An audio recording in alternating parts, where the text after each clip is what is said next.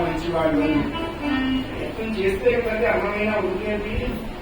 కాబట్టి సాధన సాధ్యతే సర్వం అని చెప్పారుగా. ఆ పిల్ల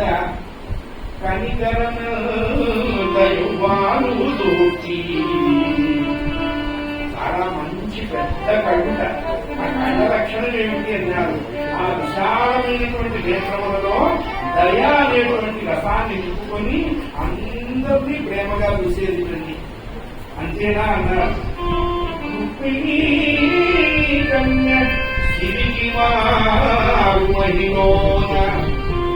సాక్షాత్తు వైకుంఠంలో ఉండే లక్ష్మీదేవే ఉండిన నగరంలోకి వచ్చిందయ్యా.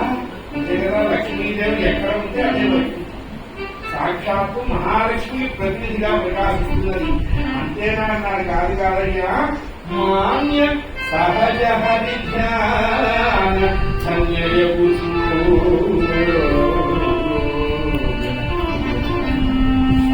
హరిధ్యాన ధన్యయకు. ఎంత డెప్తు కలిగిన మాట ఇది అందరికీ అర్థం కావు. సహజ హరిధ్యాన ధన్యయకు. ఎవరూ చెప్పకుండానే ఆవిడంతా ఆవిడే పరమాత్మ అయినటువంటి శ్రీకృష్ణుడి యందు దివ్యమైనటువంటి భక్తిలో ప్రకాశిస్తున్నది. ఈ విశేషం హిరణ్యకశిపుడు ఎందుకంటే పట్టణాలుంది. అసలు ఎవరు చెప్పారా నీకు హరిభక్తి అన్నట్ట. ఒకళ్ళు చెప్తే వస్తుందా నాన్న, జన్మాంతర సుకృతం ఉంటే కానీ రావని చెప్తారు. అందుకనే భక్తి ఒకళ్ళని చూసి నేర్చుకుంటేనో ప్రాక్టీస్ చేస్తేనో శాస్త్రం లాంటి కోచింగ్ లో పెట్టేనో రాదు. వాళ్ళు ఇవ్వాలి, దృష్టి పడేయాలి, భక్తి దృష్టి అయ్యాలి. భక్తి విశ్వమిస్తే మనకి భక్తి సహజ హరిజ్ఞాన ధన్యయుడు. ఆవిడ సహజంగానే అప్పిందండి ఆ లక్షణం. ఎట్లాగో ఉన్నారు. బంగారానికి వాసన అప్పితే ఎంత బాగుంటుందో రుక్మిణి కన్యకు భక్తి అప్పింది. ఆవిడ అంతగా ప్రకాశిస్తున్నది.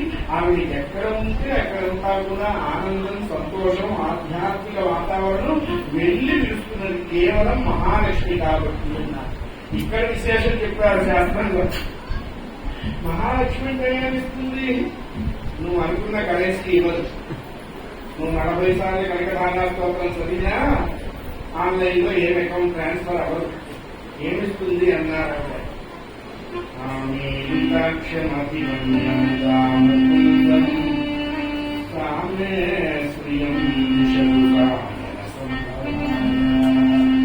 పుష్పాంశిష్టుగా చెప్తారు.